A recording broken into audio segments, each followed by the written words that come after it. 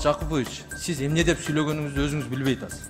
Ошону бир контролдо болсоңуз, анан акыркы суроо ломбард боюнча. Мындан бир топ жыл мурда бизде казино чыгып, кыргыз жарандардын көпчүлүгүн сыздаткан эле да.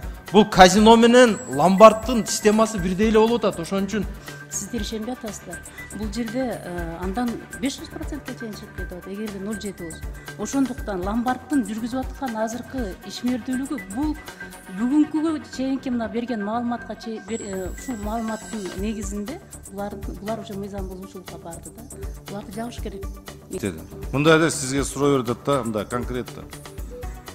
Түшүндүрүп берейинчи. Сизге айтат. 60-70%га чейин чыгып кетет проценттик ставка. Эмне үчүн ошол көтөрүлгөн проценттик ставканын сиздер көзөмөлдөй албай атасыңар деген сөз. Ошого жооп бердим. Даярданып келиш керек. Анан кийин орусча сүйлөп бул жерде доклад кылыштын кереги жок. Себеби дегенде шайлоочулардын 90% кыргыздар. Бизди шайлагандардын көпчүлүгү. Аларга кыргыз тилинде, мамлекеттик тилде так айтышыңар керек силер. Анан бул жерде орусча сүйлөсөңөр алар аймактагылар түшүнбөйт.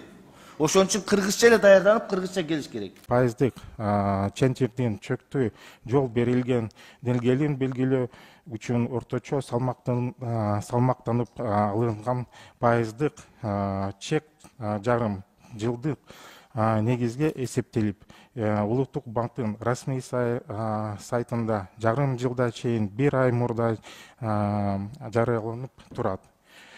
Чөктүү жол белгилүүчү пайыздын өлчөмүнүн динамикасы аталган мыйзам күчүнө кирилген тартип 2000 кредиттер боюнча пайыздык ченчерди аныктоо финансы кредит мекемелерди Урматтуу коллегалар, рахмат, процедурный. Суроо жооп өтөлүк, а? Кудус кошо, процедурный. Уруксат сурап эле лучше орусча окусаңыз болмок да. Мындай кылып Даярданып келиш керек. Анан кийин орусча сүйлөп бул жерде доклад кылыштын кереги жок. Себеби дегенде шайлоочулардын 90% кыргыздар. Бизди шайлагандардын көпчүлүгү. Аларга кыргыз тилинде, мамлекеттик тилде так айтышыңар керек силер. Анан бул жерде орусча сүйлөсөңөр алар аймактагылар түшүнбөйт. Ошон үчүн кыргызча эле даярданып, кыргызча келиш керек.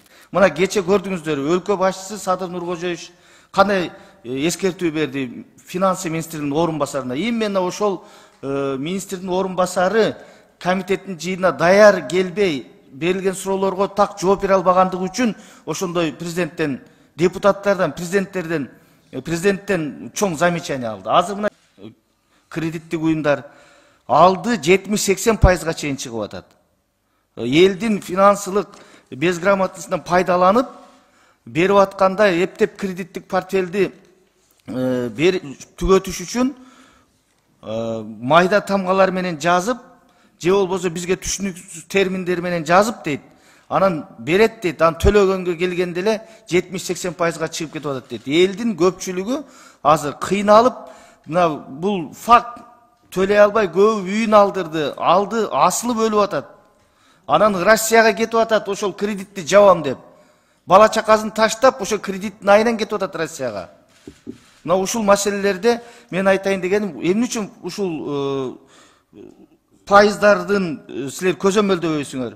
Эмне үчүн чоң аябай, мына азыр бизде мына аракеттеги мыйзамда 31%дан ашпасын деп турат да. Керек болсо бул 31 да көп да.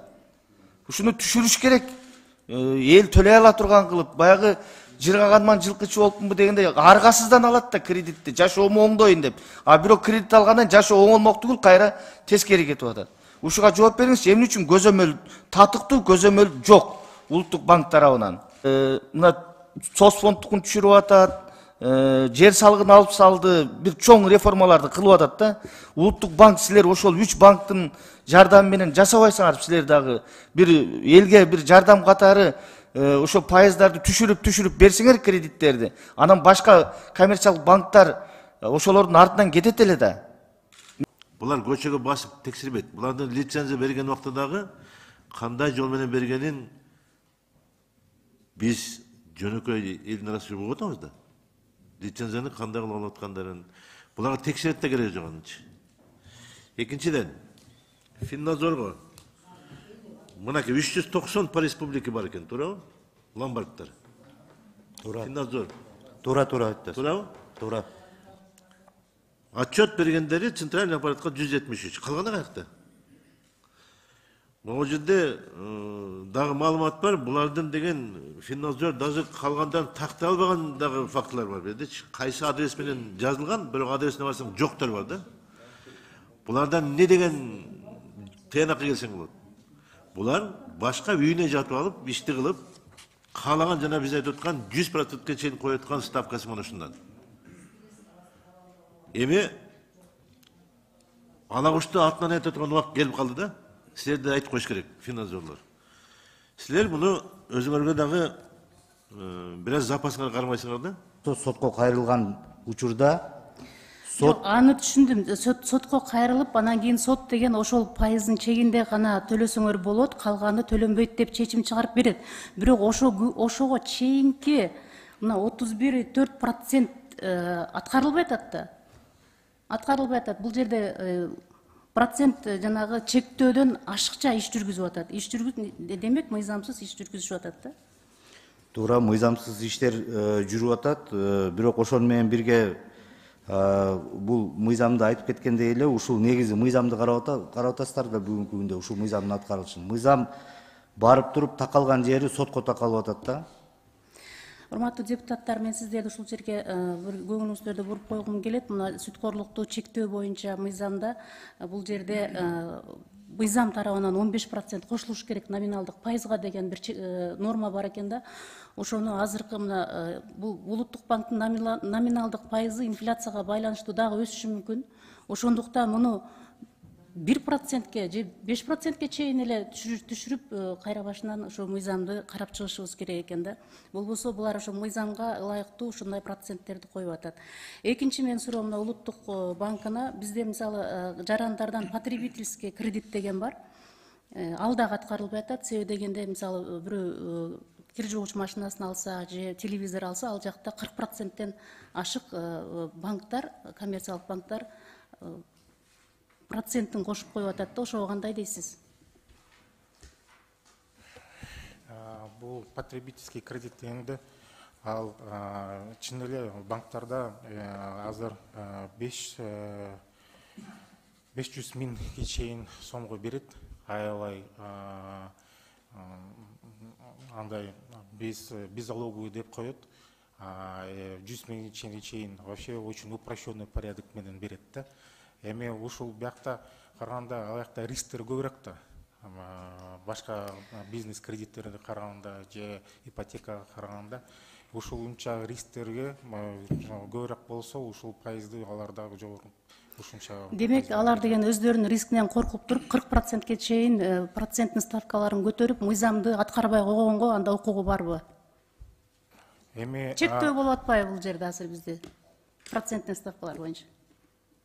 Биякта ушул биз Госфиннадзор менен жеткичтер менен айткандай мыйзамда ошондой жазылып турат. Сүткүрүк иштин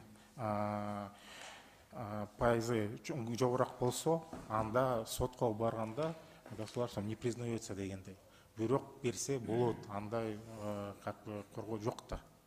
Бирок биз Улуттук банк проверкага барганда баарын процедураларын карайбыз, туура саналдыбы, баары комиссиялар киргиздиби, тиги келишимде договорда баары жалып турабы. Рахмат, урматтуу депутаттар, мына булар ачык эле, мисалы рекламалардан карасаңыздар, баардык жактан карасаңыздар, коммерциялык банктар баардыгы мындай пайыздарды жогору көрсөтүп эле залог койсо мынчадан, залог койбосо мынчадан деп мындай болот деп мындай чектөөдөн көп проценттерди коюп атышат да. Эми азыр мына жообуна карасаңыз анда сотко барсын деп атат. Демек бул жерде Улуттук банк сиздердин көзөмөлүңүздөр керек болот. Финансылык рынокту көзөмөлдөөчүлөр булар сиздердин түздөн түз сиздердин ишиңиздер. Ошол коммерциялык банктарга бул чектен ашпаш керек деген талапты сиздер коюшуңуздар керек. Эмне үчүн сотко барыш керек ал нерсе.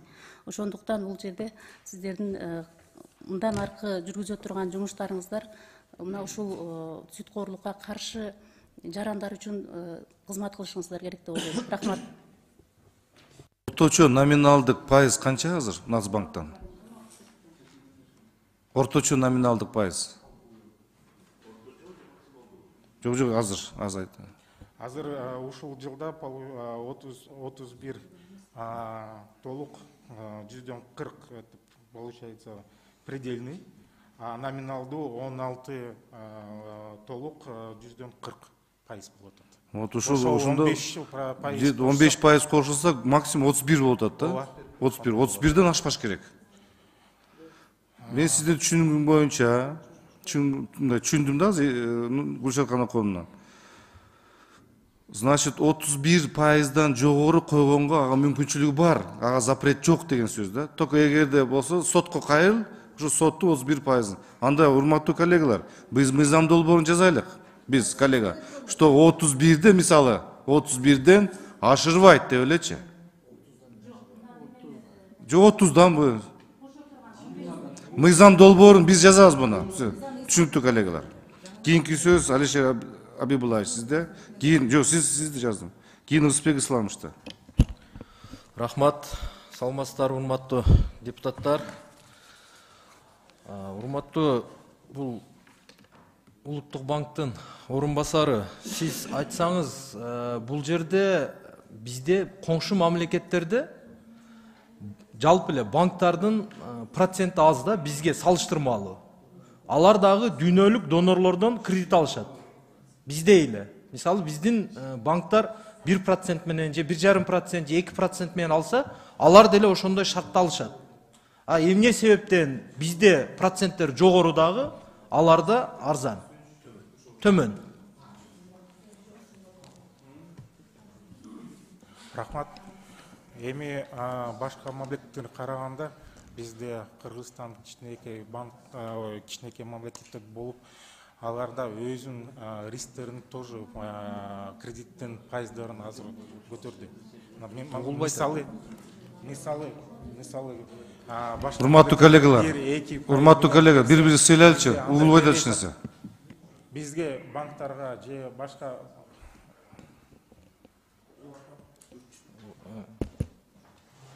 башка мамлекетке караганда бизге ушул чет мамлекеттен кредиттер бергенде, банктарга же мына микрофинансовый компанияларга бергенде, алар ичине ушул пайызда өзүнүн рисктерин киргизет да, рисктерин. Биздин мамлекеттен рисктерин оценкалуу риск менеджер берип, анан ушул совет директоров одобрение бергенде бизде 1-2% менен бербейт да. Анан экинчи, бул алар доллар менен берет. Ушул долларды анан биякта сомго которуп, анан сом менен ушул процентный ставка, как бы своп деп коет. Ушулорга тоже кирип калат да расходтору. Рахмат, сиз ошону мындай жакшыраак тактасаңыз, сиздер эми улуттук банк контроль кыласыңар да, коммерциялык банктарды. Андан ошондой эле бул жерде залоговый системаны дагы. Мисалы бир жарандын кыймылсыз мүлкүн ала турган болсо, алар 0,5-0,4 коэффициент менен алып атат. Өтө эле бул жаранды жарга такап атышат да бул банктарчы. Эми 1 миллион сомдук залогу болгон болсо, чындыгында рыночный цена. Эми жок дегенде рискти алып туруп 20% алып 0,7-0,8 коэффициентке чыгарса болот да. Ал жарандарды дагы кошумча залог издеттирбей.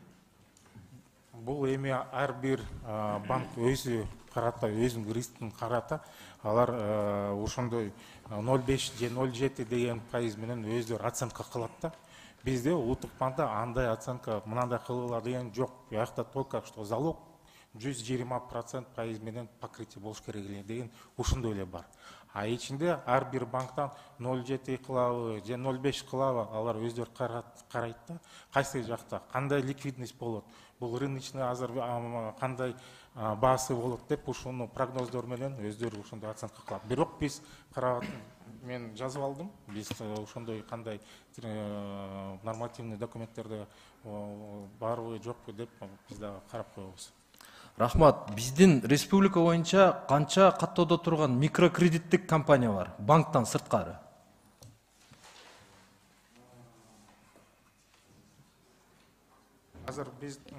Азыр бизде жалпы микрокредиттік компания 85. Анан микрофинансовый компания 10. Анан кредитный союздар бар дағы.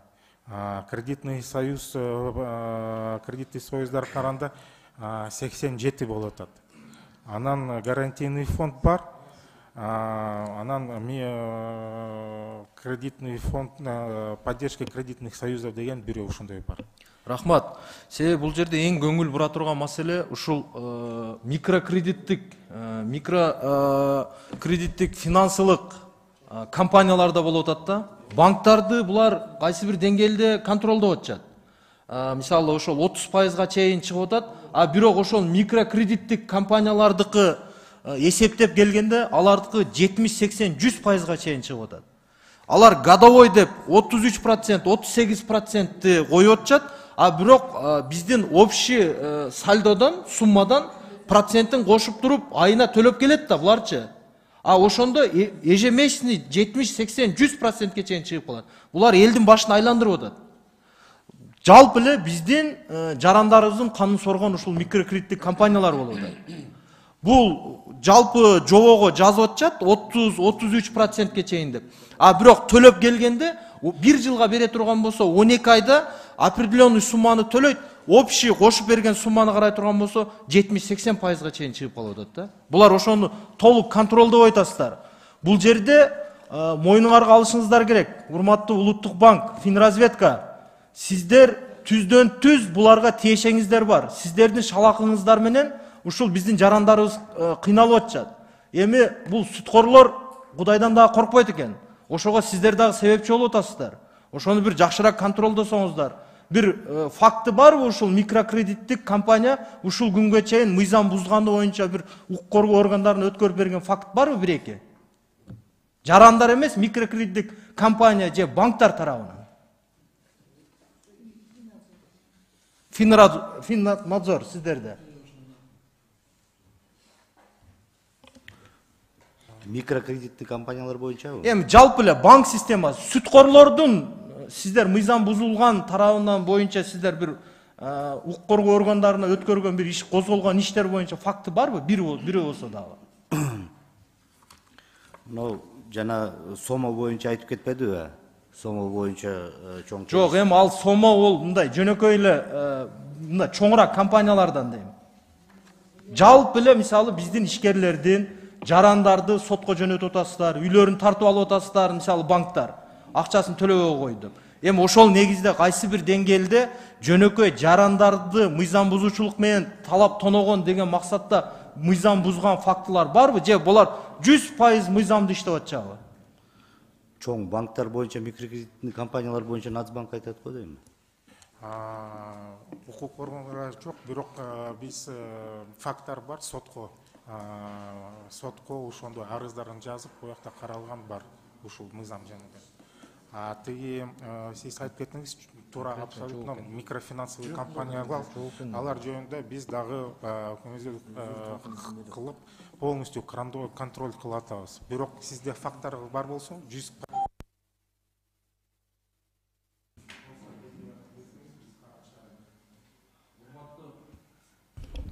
Урматтуу Манас Жакыпович, сиз эмне деп сүйлөгөнүңүздү өзүңүз билбей атасыз. Ошону бир контролдосоңуз, анан акыркы суроо ломбард боюнча. Мындан бир топ жыл мурда бизде казино чыгып, кыргыз жарандарын көпчүлүгүн сыздаткан эле да. Бул казино менен ломбарддын системасы бирдей эле болуп атат. Ошон үчүн түздөн түз бул ломбарддарды, бул сүткорлорду жапканга аракет кылып бир же мыйзамды кайрадан карап чыгышыбыз керек экен. Себеби ар бир кыйналган жаран ушул ломбарддан страдать этип кыйналгандар барды ушул да. Айласыздан барса алардыкы 200%га чыгып атат. 10 000 сомго чейин кошуп алып атышат булар. Эми Кудайдан коркпойт экен да. Ошону бир мыйзамга киргизип, бир фракция чечим кабыл алсак.